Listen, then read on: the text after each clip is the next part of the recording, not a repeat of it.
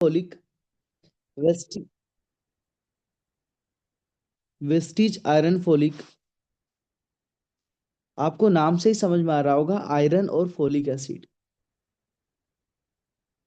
पर क्या सिर्फ आयरन और फोलिक एसिड की जरूरत होती है? या आयरन है क्या, फोलिक एसिड है क्या, इनकी क्या जरूरत है, ये सब लोग हम थोड़ा सा डिटेल में समझेंगे। उसके पहले मैं बता दूं कि हमारी बॉडी में एक ट्रांसपोर्टर है, एक कुरियर बॉय है, हमारे सबके शरीर में एक व्हीकल है, यानी एक गाड़ी है, जिसका काम होता है पूरे शरीर में खाने को डिस्ट्रीब्यूट करना। ट्रांसपोर्ट सिस्टम है। जैसे हमारे देश में होता है ना, बड़े बड़े हाईवेज, बड़े बड़े रोड, और उन रोड के ऊपर चलती हुई बड़ी बड़ी गाड़ियां, पूरे देश में यहां से वहां अनाज, फल फ्रूट, सब्जियां, राशन, आपकी जरूरत का हर सामान जो आपके घर में लगता है, वो इन ट्रांसपोर्ट्स के माध्यम से पूरे देश में बढ़ता है। राइट। सेम आपके और मेरे शरीर में भी एक ट्रांसपोर्ट सिस्टम है। बड़ी बड़ी नलियां हैं, छोटी छोटी नलियां हैं, पतली पतली सी गलियां हैं। जो बड़ी बड़ी नलियां हैं उनको हम कहते हैं आर्टरी और वेन। और जो छोटी छोटी नलियां हैं उनको हम कहते हैं कैपिलरी।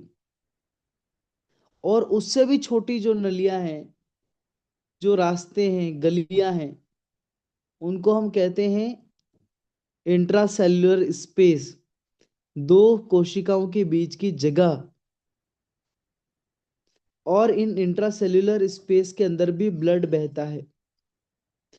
तो बताने की जरूरत सिर्फ ये है कि जैसे शरीर देश का ट्रांसपोर्टेशन चलता रहता है तो देश मजबूत रहता है, वैसे ही अगर शरीर का ट्रांसपोर्टेशन चलता रहेगा तो शरीर मजबूत रहे।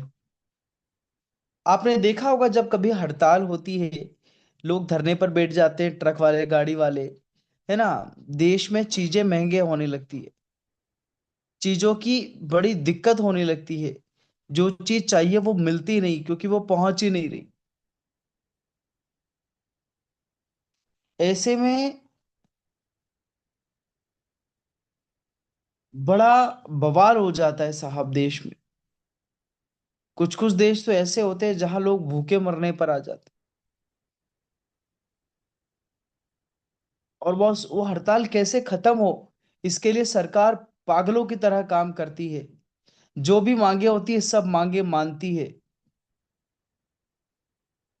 क्योंकि वो अपने देश का सर्कुलेटरी सिस्टम है। सेम आपके और मेरे शरीर में भी एक सर्कुलेटरी सिस्टम है जिसको हम कहते हैं कार्डियोवास्कुलर सिस्टम, हमारा ब्लड ट्रांसपोर्टेशन सिस्टम। और इसमें ब्लड वो ट्रांसपोर्टेशन का व्हीकल है, गाड़ी है। नलिया हमारा सिस्टम है। मैं आपको एक क्या समझाना चाहता हूँ, समझना बड़े गौर से। मेरा मकसद ये नहीं है ट्रांसपोर्ट समझाऊं, क्या ही काम है ट्रांसपोर्ट से यार। मेरा मकसद सिर्फ इतना है कि आप ये समझ पाओ कि हमारे शरीर में जरूरतें क्या है, और कितनी मैं कितने सरल तरीके से आपको समझा सकूं। तो दोस्त, जैसे अपने देश में आपूर्ति होती है चीजों की, वैसे आपके मेरे शरीर में आपूर्ति होती है। और ये आपूर्ति करता है ब्लड। कहाँ से लेता है? ये चीजों को उठाता है छोटी हाथ बड़ी हाथों के अंदर से, जहां हमने खाना खाया और खाना हमारा एब्जॉर्ब हुआ। जो एब्जॉर्ब होता माइक्रोबिलाई से, वहां से उठाता है न्यूट्रिशन। और हमारे फेफड़ों से उठाता है ऑक्सीजन। मैंने पहले भी आपको समझाया, बगैर ऑक्सीजन के शरीर में खाना नहीं बनता। जैसे आपके घर में एलपीजी नहीं आती तो खाना नहीं बनता, ठीक उसी प्रकार अगर इसको, अपने शरीर को ऑक्सीजन, कोशिकाओं तक ऑक्सीजन नहीं पहुंचेगी तो कोशिकाओं के अंदर खाना नहीं बनेगा। मैं फिर रिपीट करा दूं, मैंने आपको समझाया था अपने शरीर में 163 खरब कोशिकाएं हैं। और ये 163 खरब कोशिकाएं, सॉरी 63, सिर्फ 63 खरब कोशिकाएं हैं। और ये जो 63 खरब कोशिकाएं हैं ये अपने आप में एक घर है। और इन घरों में रोज खाना बनता है। और ये खाना बनने के लिए मैंने कहा आपको चाहिए प्रोटीन, विटामिन, कार्बोहाइड्रेट और ऑक्सीजन और जितने भी तरह के न्यूट्रिएंट्स हैं, सब माइक्रो न्यूट्रिएंट्स हैं, मैक्रो न्यूट्रिएंट्स हैं, सब चाहिए। और ये सब लेके देता है ब्लड। और ब्लड की जो ताकत है वो दो चीजों से मिलकर बनी है। एक हीम और एक ग्लोबिन। कितनी चीजों से मिलकर बनी है? एक हीम और एक ग्लोबिन। ये दोनों मिलकर बनता है हीमोग्लोबिन। हीम मतलब आयरन और ग्लोबिन एक तरह का प्रोटीन है। और इन दोनों का काम होता है सब चीजों को उठाकर चलना। अब आयरन, एक जमाना था जब हम खाना खाते थे लोहे के बर्तनों में। थालियां लोहे की थी, कढ़ाई लोहे की थी। और जानबूझकर लोहे के बर्तनों में खाना बनाया जाता था। पहले मिट्टी थे, मिट्टी से हम लोहे पर आए। आज तो ये जमाना है दोस्त कि हमारे घर में खान बर्तन सारे स्टील के हैं या फिर जर्मन के हैं। और इस स्टील और जर्मन की वजह से हमारी बॉडी को जो आयरन मिलना चाहिए था वो नहीं मिल पा रहा। एक जमाना था जब हम बहुत वेजिटेबल्स खाते थे, लेकिन आज बच्चों को वेजिटेबल्स सामने रख दो तो ऐसा लगता है अरे बाप रे क्या खा रख दिया। दुनिया का सबसे गंदा कोई है चीज है तो वही वेजिटेबल्स। ये मानसिकता है हमारी। फास्ट फूड हमारा फेवरेट होता जा रहा है। पर जिन चीजों से हमें आयरन मिलता था, चाहे वो पालक हो, चुकंदर हो, अनार हो, गाजर हो, ये सब हमारे ना दुश्मन बनते जा रहे हैं। मतलब जो चाहिए हम वो खा नहीं रहे, जो नहीं चाहिए वो हमें खाना है। इसकी वजह से अपने शरीर में आयरन की डेफिशिएंसी हो जाती है, खून की कमी हो जाती है, जिसको करके चक्कर आते हैं, खड़े होने में आंखों के सामने अंधेरा आता है, सांस फूलती है, चलने में जल्दी थकावट आ जाती है। और ये सब कुछ क्यों हो रहा है? क्योंकि आपके सेल्स को प्रॉपर न्यूट्रिशन नहीं मिल रहा, ऑक्सीजन नहीं मिल रहे। नाखून चपटे होने लगते हैं, बाल झड़ने लगते हैं, वजन कम होने लगता है, स्किन का कलर पेल येलो होने लगता है।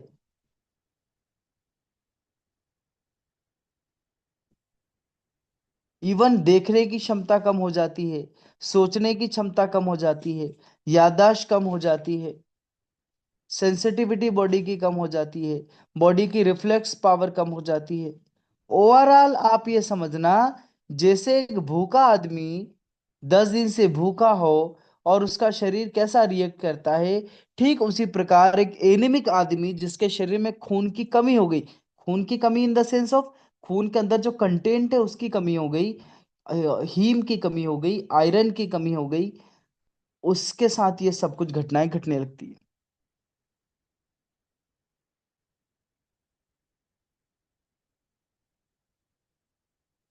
तो हीमोग्लोबिन हमारे शरीर के लिए बहुत जरूरी है। सवाल उठता है कम क्यों हुआ साहब?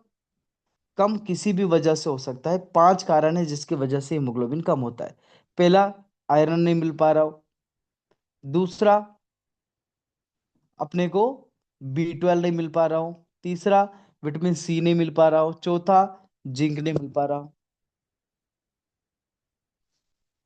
और पांचवा, फोलिक एसिड नहीं मिल पा रहा। 5 चीजें हैं, इनमें से कोई भी एक चीज नहीं मिलेगी तो शरीर में भले आयरन आ रहा हो। अब आप बोल रहे हो आयरन तो सर मैं खूब खाती हूँ, पालक खाते हैं हम, चुकंदर खाते हैं, सब खाते हैं, फिर भी हीमोग्लोबिन नहीं बढ़ रहा, फिर भी कमजोरी है। तो कहूंगा आप सब लोगों के रोल समझो। B12 का काम है आयरन, आयरन और आयरन का बॉडी में अच्छे से एब्जॉर्प्शन हो। विटामिन सी का काम है हीमोग्लोबिन बने, हीमोग्लोबिन का रिश्ता पक्का हो, है ना। हीम तो आए लेकिन वो ग्लोबिन के साथ बंध भी जाए, तो हीमोग्लोबिन का रिश्ता पक्का हो। फोलिक एसिड भी हीमोग्लोबिन बनाने में मदद करता है, राइट। तो ये सब लोग आपस में एक दूसरे से कनेक्टेड हैं। अगर इनमें से कोई भी एक कम हुआ तो शरीर में आयरन नहीं बनेगा, शरीर कमजोर रहेगा, और जो जो दिक्कतें मैंने गिनाई वो सब कुछ होती रहेगी। खास करके छोटे बच्चों में तो होती है। कितना लेवल होना चाहिए सर हीमोग्लोबिन का? तो मैं कहूंगा हीमोग्लोबिन का बड़ों में लेवल होना चाहिए लगभग 13 ग्राम। मेल और फीमेल के लिए अलग अलग क्राइटेरिया है, 11 से 13 14 के बीच फीमेल, और 16 तक मेल जा सकता है, पर मैं एक एवरेज बता रहा हूँ, 13 पकड़ के चलो आप। 13 मतलब मैंने ये नहीं कहा मेरा, 13 मतलब 13 तो 13 ग्राम होना चाहिए हीमोग्लोबिन। अब अगर आप अलग अलग जगह से अलग अलग चीजें खाओ, यानी अलग से आयरन लाओ, अलग से फोलिक एसिड लाओ, अलग से विटामिन सी लाओ, अलग से जिंक लाओ, अलग से विटामिन B12 लाओ, और अगर ये पांचों चीज अलग अलग जगह से लाओगे, अलग अलग गोलियां, मतलब अलग अलग जगह से, इन द सेंस ऑफ अलग अलग गोलियां खाओगे, तो आपको 5 गोलियां खानी पड़ेगी। और अगर इनका मैं सबका खर्चा जोड़ूंगा तो लगभग लगभग इन पांचों गोलियां का खर्चा हो जाएगा रोज का 50 से 60 रुपया रोज। और अगर घर में आप 10 लोग हो तो मैं कहूंगा 600 रुपये रोज की गोलियां आपको खानी पड़ेगी। आप बोलोगे सर 600 रुपया आएगा कहाँ से? बस इसी चीज को वेस्टीज ने सोचा कि एक परिवार 600 रुपया लाएगा कहाँ से,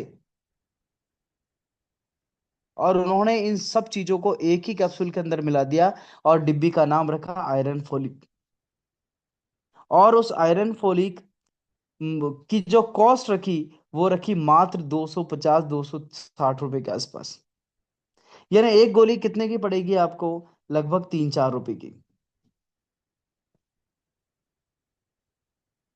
अगर 4 रुपए की, 5 रुपए की भी एक गोली मिल जाए, और अब 10 लोग हो घर में, तो 50 रुपए में काम हो जाता है। यानी सब लोगों के बॉडी की आयरन डेफिशिएंसी मात्र 50 रुपए में कम हो जाती है।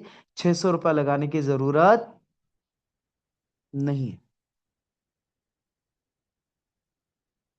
इतनी, अब इतना अच्छा सोचने वाली कंपनी, इतना इजीली हमारे पास चीजों को अवेलेबल कराने वाली कंपनी, इतनी अच्छा मदद करने वाली कंपनी है, और इस सपोर्ट के साथ सब लोगों को आगे बढ़ाने वाली कंपनी।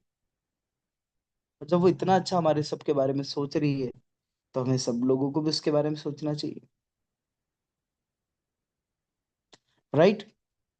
तो अब ये जो हम लोगों ने आज आयरन फोलिक के बारे में देखा और जाना और समझा, अगर आपके मन में कोई सवाल है तो आप मुझसे पूछ सकते हैं। कौन खा सकता है, कौन नहीं खा सकता? तो मैं कहूंगा आप सबको दे सकते हो, जिन जिनको आयरन की कमी है।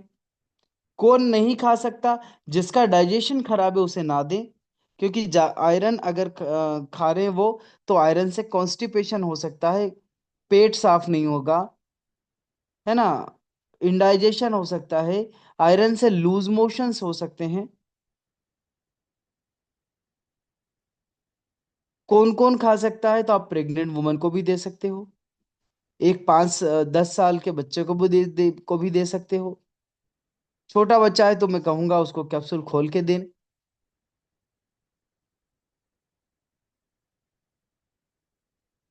चलिए मैं जान लेता हूँ, अब आपके कुछ क्वेरीज हो तो हम उस पर डिस्कशन करें। कोई सवाल है आपके जो पूछना है आपको? डोज बदलेंगे, इट्स डिपेंड ऑन कि बच्चा है, प्रेग्नेंट लेडी है, या सीनियर सिटीजन है। देखो, डोज बहुत सिंपल सा है, एक कैप्सूल सुबह एक कैप्सूल शाम, ये नॉर्मल है। अगर किसी को डेफिशिएंसी है बहुत ज्यादा, तो कहूंगा 2 कैप्सूल सुबह 2 कैप्सूल शाम। अगर छोटा बच्चा है तो आधा कैप्सूल सुबह आधा कैप्सूल शाम। और अगर कोई ओल्ड पर्सन है तो मैं कहूंगा उसका डाइजेस्टिव सिस्टम देखो कितना डाइजेस्ट करने की कैपेसिटी है। अगर अच्छी हो तो एक एक सुबह शाम, और ना हो तो सिर्फ एक रोज।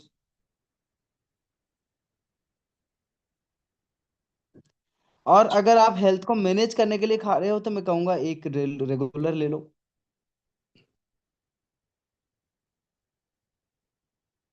एक कैप्सूल रोज अगर लोगे तो 2 महीने डिब्बी चलेगी। 3 रुपए रोज का खर्चा। जी, thank you sir. Okay ma'am, welcome. कुछ और पूछना है किसी को?